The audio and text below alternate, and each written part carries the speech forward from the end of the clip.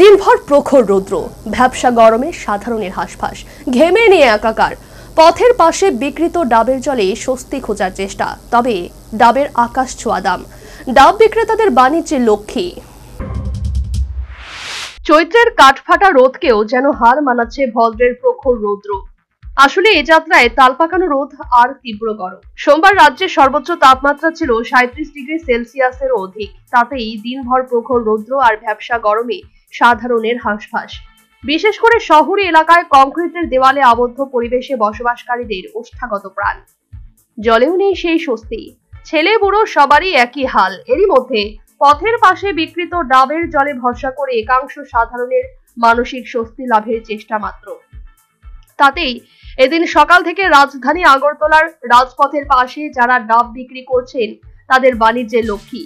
ডাবের জল পানে নিজের মতো করে শারীরিক স্বাচ্ছন্দ্যের কথা জানালেন নিত্যদিনের জনেক ডাবের গ্রাহক।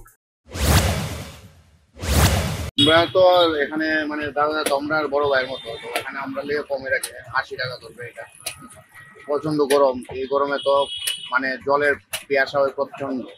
তার লেগে ডাবটা খাইলে একটু শরীরটা ভালো থাকে।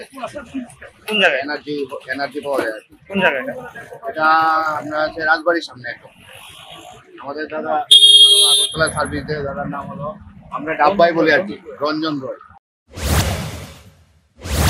যেহেতু এখন বাণিজ্য লক্ষ্মী, তাই বিক্রি ভালো। 60-70 টাকায় বিক্রি হচ্ছে গোটা ডাব, এমন কথাই জানালেন এক ডাব বিক্রেতা। হ্যাঁ, কত করে রাখতেছেন প্রতি ডাবে? 60-70।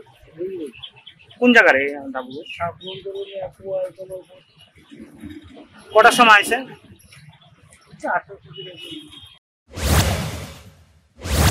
সর্বোপরি চৈত্রকে হার মানানো ভাদ্রের প্রখর রৌদ্র আর ভ্যাপসা গরমে সাধারণের হাঁসফাঁস।